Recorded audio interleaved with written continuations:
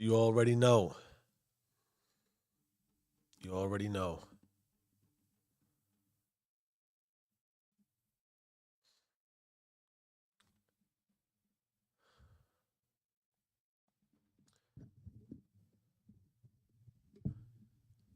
God is our root. And so everything we talk, we pray. Most people will never know what real power looks like. Most people will never feel what it's like to run the system instead of getting run by it because they've been conditioned to move like everyone else, to believe that there's only one way to win because they've been trained to chase a version of success that was never theirs to begin with. But you, if you're here at 4 a.m., you already know. You're built different, wired different. You move when others sleep. And here, we don't hesitate. We don't wait. We don't follow. We build. We execute. We separate.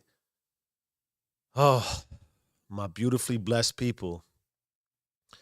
This is Raw at 4, where faith is the foundation, discipline is the weapon, and execution is the proof. Because the discipline they fear, that's the strength we build. So that's right. If you're here with me at 4 a.m., you're already ahead. But let me ask you something.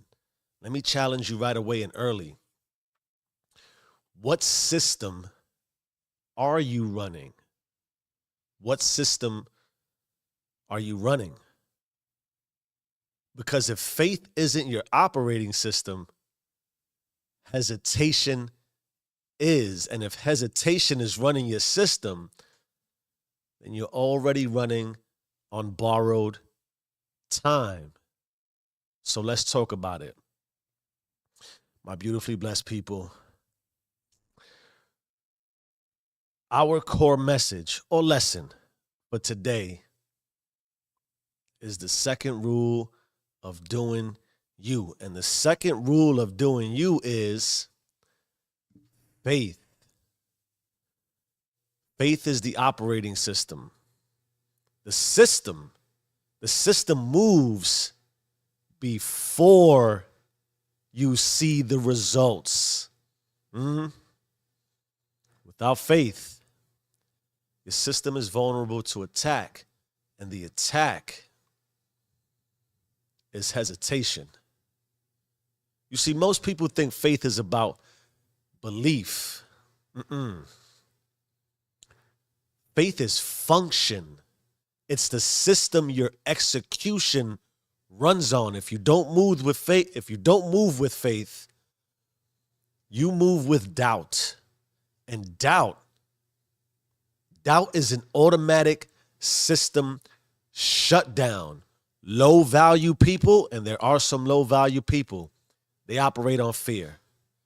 Mid value people, come on, we know there's tears. They operate on logic, but they still hesitate. And think about those that don't want to lose what they got, never realizing what they have because once got, it can't be lost. There's a lot of those. Then high value people, they remove hesitation from the system. They have some faith. But top tier individuals, they fully operate on faith because hesitation was never an option. My beautiful people, faith isn't just belief, it's the system your execution runs on. Without faith, hesitation, doubt, and fear corrupt the system. If you hesitate, your system shuts down. High-level operators don't wait for proof. They create proof through execution. By the time others see the results, we've already built the future. Now, if you want to know why you hesitate, check your faith. It's either corrupted, outdated, or missing entirely. My beautiful people, let's check the chat early on to see who might be here as we begin to transition into story time. I'm going to get into personal perspective again, but for those of you who have been following on day, I think 63 or 64, I'm losing track of days, there was this little red book that was with us for a while that I wrote some things down in just this morning that I thought was supremely powerful and I didn't want to miss. I want to stress this. I think of great significance and a direct message from God. God told me to tell you this.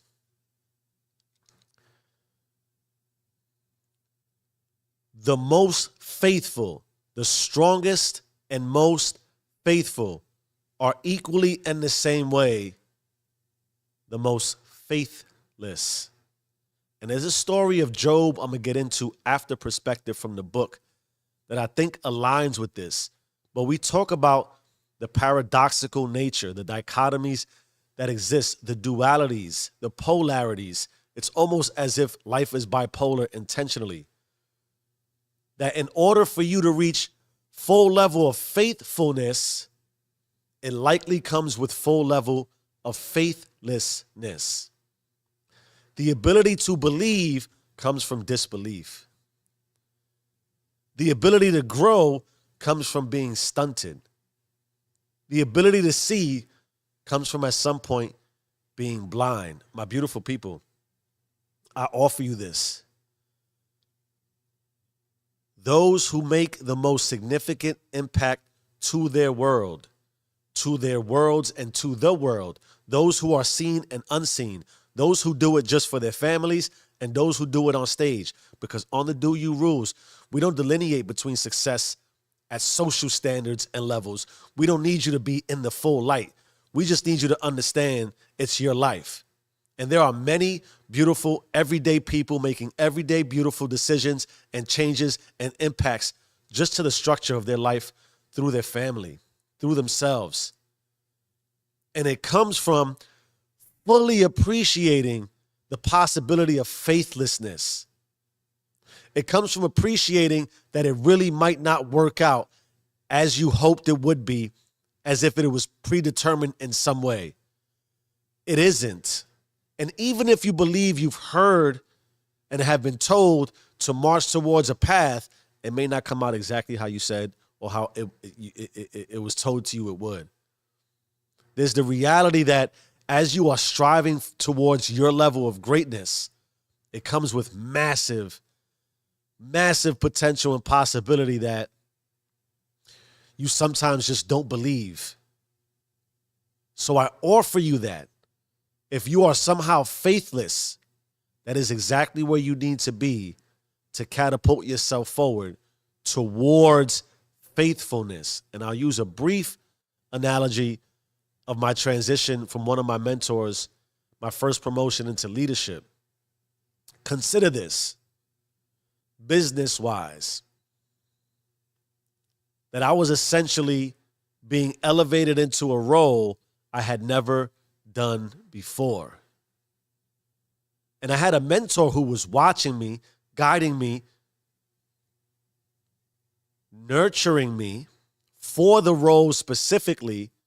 But what he said to me truly changed me without even realizing the impact at that moment. When it was finally time to give me the title, and consider this, maybe this has happened to you, and you can align this in a lot of different ways. A lot of this is the ability to get on your knee and propose and believe someone is going to say yes. Because I don't think any of us get on our knees to propose with the idea that somebody will say no. I'm not suggesting it doesn't happen. But there's a strong likelihood that you already know that person's going to say yes, right? So I walk into the office, my mentor pulls me in, and he says, "Congratulations, I am promoting you to leadership, and you're going to take over this team." Do you want to know why? So my ego, my desire to want to be fed all this wonderfulness about how great I am and all the great things I've done, sure, let me know. He said, you, like everyone else, have potential. And you, like everyone else who has potential, has a long way to go. And I expect that you're going to make mistake after mistake after mistake after mistake. And that this is a big risk to put you in this role. Not quite what I was looking for. But here's what got me. He said, I've been watching you now for the last few years. Wasn't months or days or hours or seconds. Years. And if I were to put this leadership role out into the universe and have people apply, what do you think I'd be looking for? I kind of didn't know what to say. I was a little bit stumped. I was confused as to his line of questioning. You're supposed to just tell me I'm great. This is my promotion. I've been waiting for this as you have been watching for years. I've been grinding for years. Just give me my money. Give me my title. Tell me I'm beautiful. And he said, this is the reality that people don't get, that somehow you found, whether you were conscious of it or not.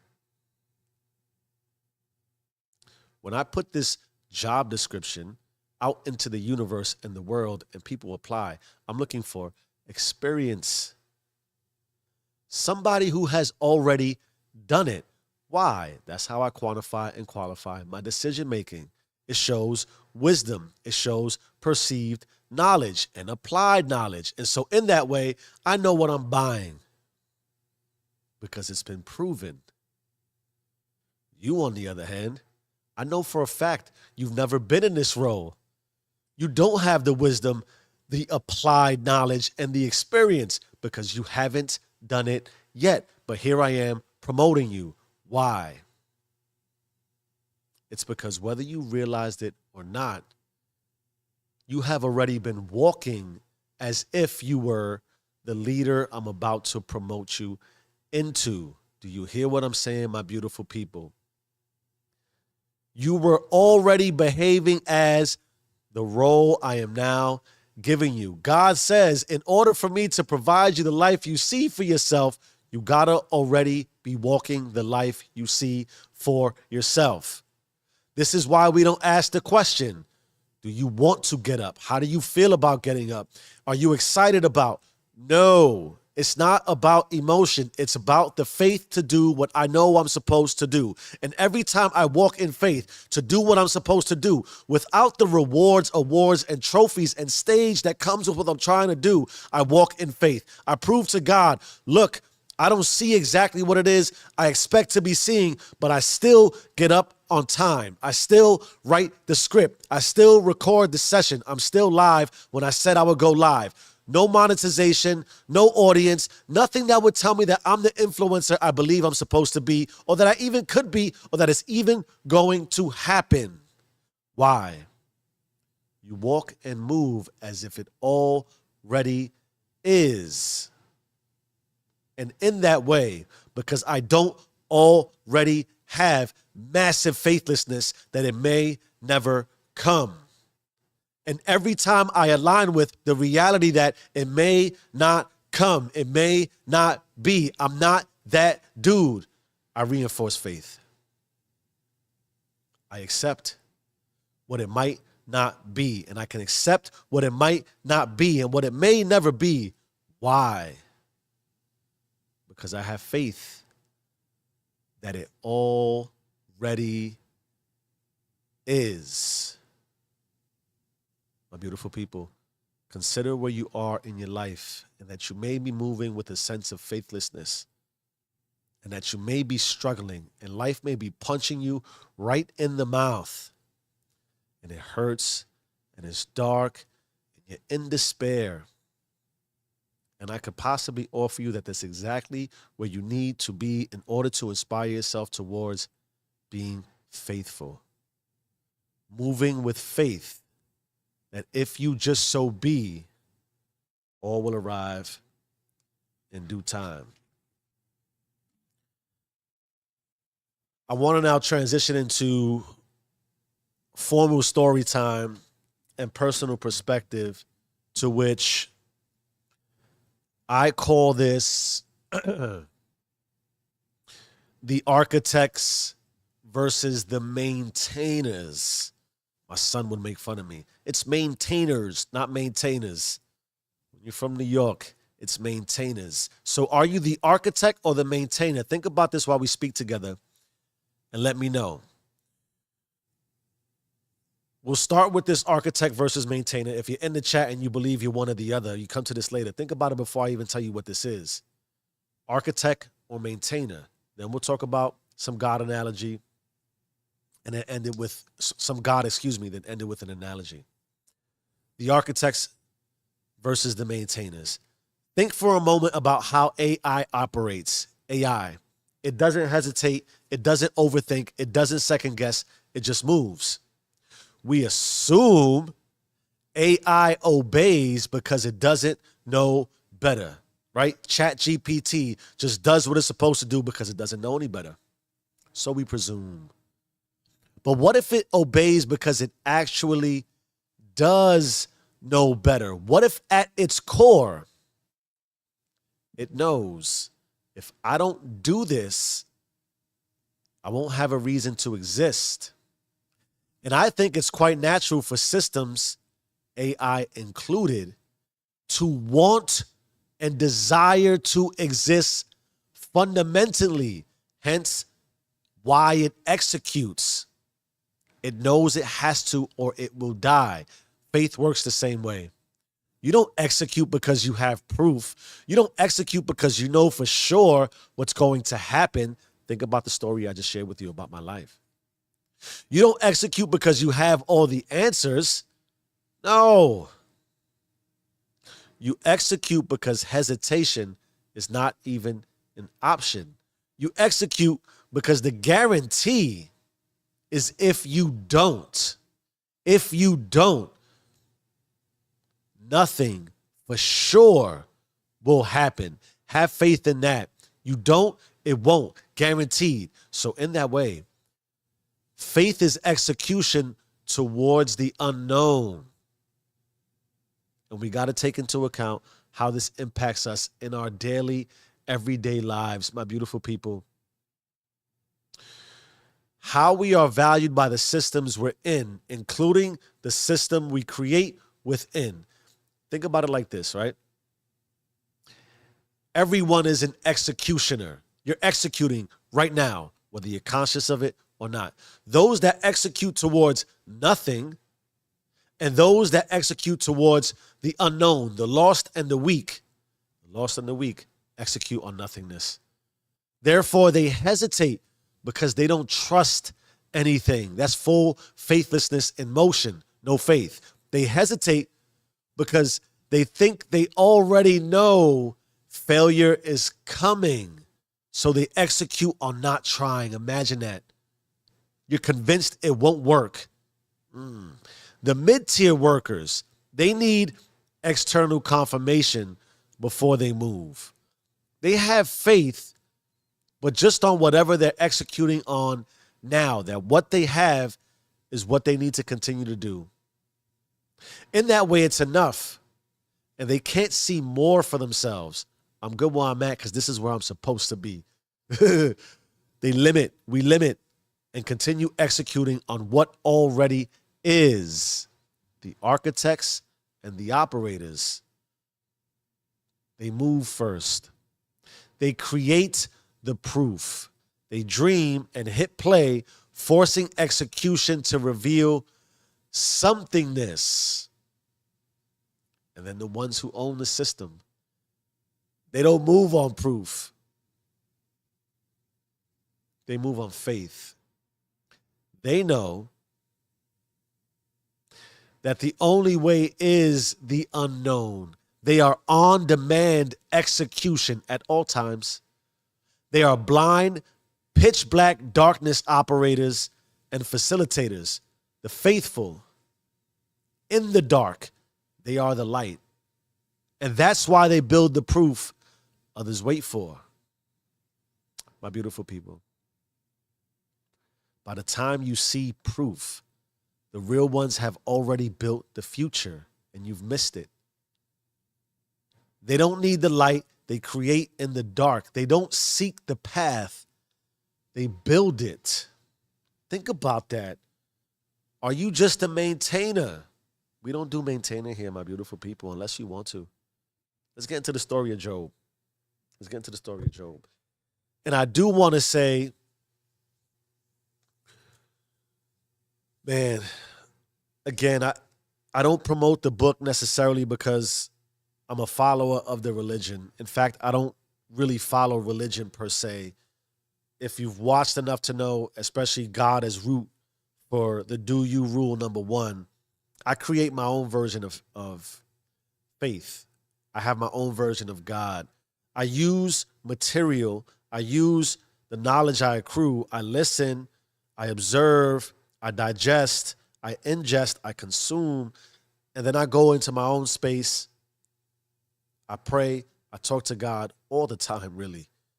And in that way, I create my own version of God and how I believe. But the book, I reference it because metaphorically, it offers us massively powerful potentiality for some of the things we could do to help us in our lives. So the story of Job, I had already had an understanding of what it was like. But when we talk about the possibility of full faithlessness, my beautiful people, one of the things that struck me about the story of Job, and I'll get into it as we discuss it in a bit of detail, but understand that on the surface, Job was essentially the greatest follower of God from the perspective of, if you want to define faith, Job had all the faith. And in that way, he was dressed in a mask that would prove he had everything. And it would prove he had everything because he was a staunch, unforgiving follower of God. No objections, full faith. And because he was this person, apparently, based on what the book says, Satan identified him as a massive possibility to show how he can make the most faithful the most faithless. And that he essentially made a bet with God. Like, yo, oh, you think Job is it? Or you think Job is that dude? Watch me take him from you. So think about those words in life, everyday life, that how could we become the most faithless version of ourselves? Is it because we're introduced as faithless, or because the trials and tribulations of life have taken a once faithful and have made them faithless? The reality of everyday people, the reality of ebbs and flows, and the experience of life, and the fact that it's unique to every one of us individually, means you fall on one of those spectrums in some way, shape, or form. But I believe this deeply, because life wouldn't be life in this way. The type of stress and loss that was applied to Job comes for all of us, either in that we're born directly into loss, or some of us make massive strides and then we get hit really hard. And we take the proverbial one step forward and the two steps back. And some of it is unthinkable, unspeakable, and you wouldn't wish it on your worst enemy. And that creates a level of faithlessness in me that I fear as I strive towards faith and trying to emanate and embody and symbolize faith. My beautiful people, I pray on that. I don't know that there's certain things like Job, like other people. This is why I really take words seriously and the meaning and the experience of life. You don't just cliche, it could be worse. Yo, there's people who have it bad and who have it way worse. And I've been through some worse, but I know as I gain faith towards what I really want and what life really means to me, I get really scared that it can be taken from me. But in that way, I have to believe and have faith that nothing can be taken from me, because all I have is all I will ever need. And the way that I've absorbed and built life through faith, through God, it can never be taken. but it doesn't mean that pain won't come. It doesn't mean that faithlessness won't rear its ugly, evil, dark, demonic head. And it doesn't mean that sometimes the way that we would describe fear and the devil doesn't tap you on the shoulder, doesn't push you towards faithlessness. And I offer you, as we're about to get into the depth of the story of Job, that you could have everything and have it taken. And you could be given nothing and feel like it has all been stripped before you were even given the opportunity. Consider the possibility that the most faithful are equally and in the same way the most faithless. And if you can achieve that, then you can understand that the most confident are also the most fearful, that the most loving are also the most hateful. Because without it, you wouldn't know the difference. And without it, I believe, do you rule number 2, faith is the operating system. I don't know how else to achieve it. Using that as a backdrop, I believe most people think faith means life will be easy. But as I've said, faith isn't about avoiding struggle. It's about executing through it. You notice a theme with execution? We execute regardless. The story of Job, I assure you, proves that. Once again, Job was a man who had everything: wealth, health, family, respect. Pretty good. But then his entire world collapsed. He lost his fortune, his family died, and his body wound up being covered in sores, which at that time in the world was not good. His closest friends told him to curse God and give up. Just give up. Drift into faithlessness. Why be faithful?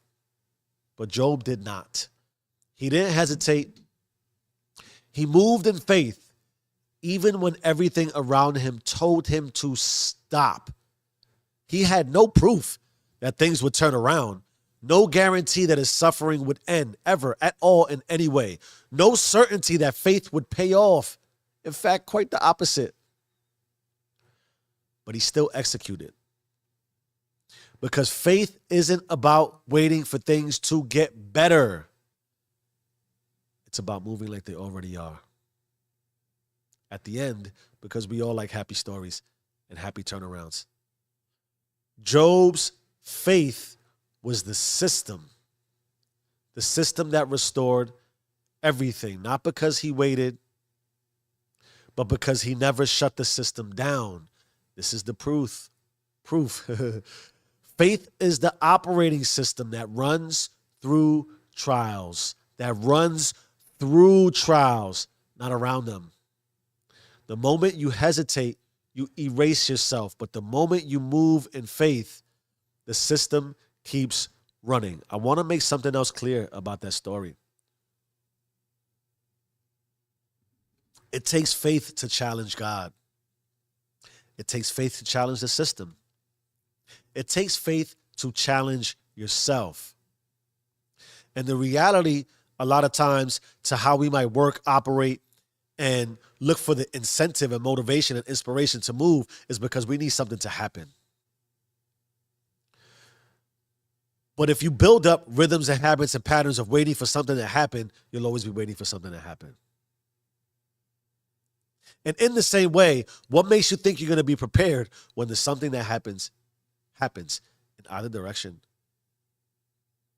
The way you're not preparing yourself through faith to run through the trials is the same way you're not preparing yourself through faith to stand in victory. You wouldn't even know what to do if God put you on the podium today. And yet you think you want that. You wouldn't know what to do if God just showered you with the abundance that you decided you wanted in the way that you define abundance. You wouldn't know what to do if the life you saw for yourself suddenly appeared. Because you don't truly have faith in the life you see for yourself if you aren't moving already as is. If you haven't reached the level of faithlessness that says, if I don't, I won't. And I can't do that to myself. Drop it in the chat. Drop it in the comments. Do you have faith? Do you have faith? I have faith.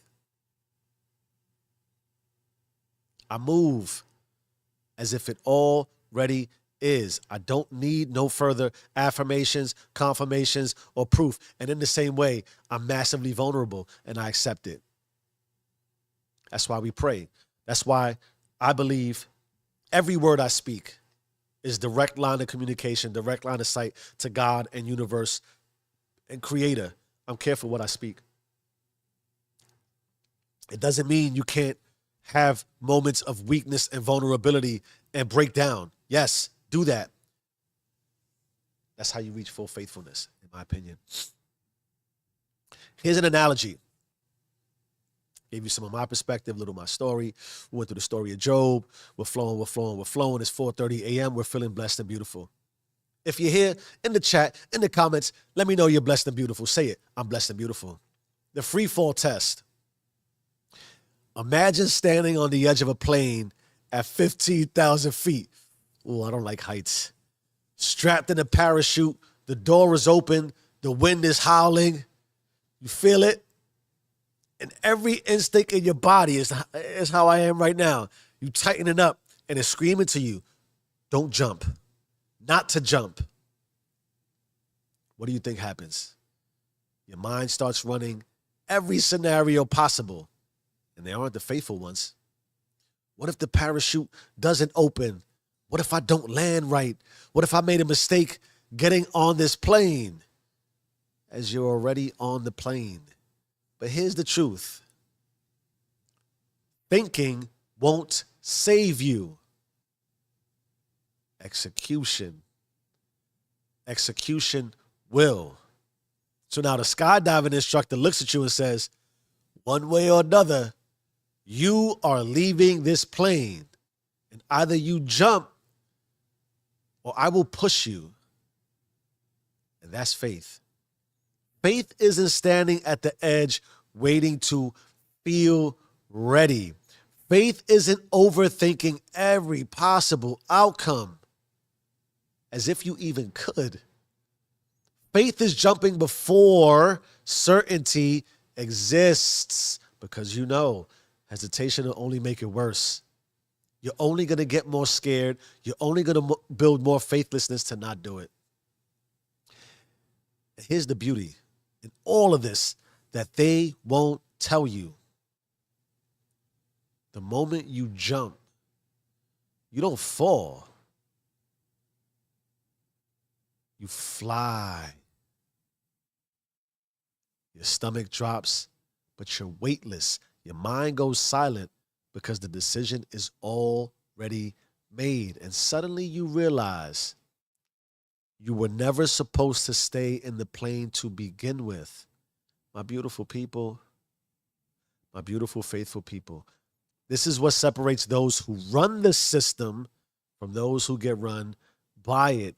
This is what separates the architects from the maintainers. This is why hesitation is self-inflicted erasure. Hear that? Because if you wait too long, someone else will take the jump for you.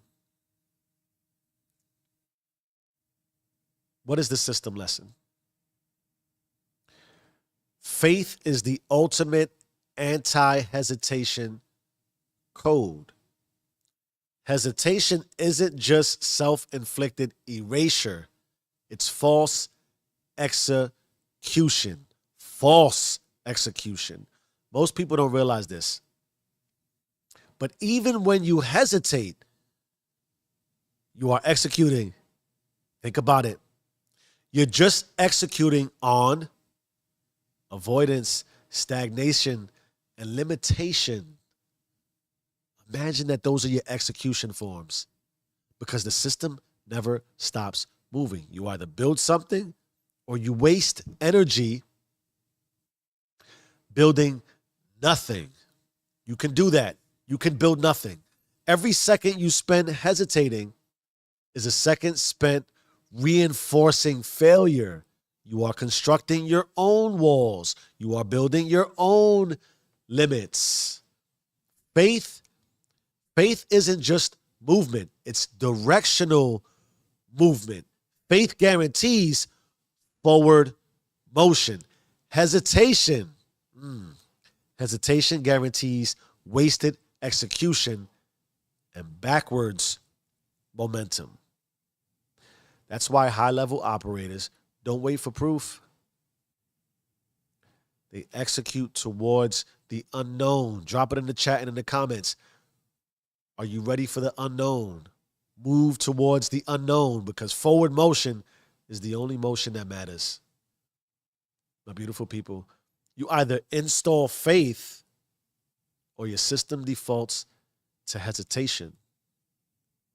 And if hesitation runs your system, you are executing yourself out of existence. Let that hit you. How can we make this actionable? Here's the execution challenge. Execute into the unknown. Say it with me. Execute into the unknown. For the next 24 hours, the next day, you're not just moving. You are moving toward the unknown. You will execute without proof, without certainty, without hesitation, because hesitation is still execution, just in the wrong direction. You know this now. There's no excuse. There's no going back on the do-you rules, especially if you roar for. My beautiful people, pick one thing. Pick one thing you've been hesitating on, something you've delayed, overthought, or avoided. I know you got at least one. We all got one. Now execute on it. No waiting, no overanalyzing, just movement. Move. But here's the rule. You must execute in a way that creates something new. Don't keep doing what you've been doing. No maintenance, no repetition. Pure creation. You are a creator, my beautiful people. Pure creation. You are either reinforcing old limits or you are executing toward new expansion. There's no in between. So by the end of the day, prove it. Prove it to yourself. What did you create? What new move did you execute? What future did you force into existence just for you? You either execute towards the unknown or you stay exactly where you are. And if you stay exactly where you are, I don't care where you are, you're already losing. My beautifully blessed people, faith isn't just belief. It's the operating system your entire life runs on. That is your OS. Without it, your system will always glitch, freeze, and hesitate, or it'll just go to sleep. So if you've been lagging, stop updating the symptoms, the same old nothingness, and update the source code, your faith. You are always, always executing either toward expansion or stagnation. Hesitation is execution in the wrong direction.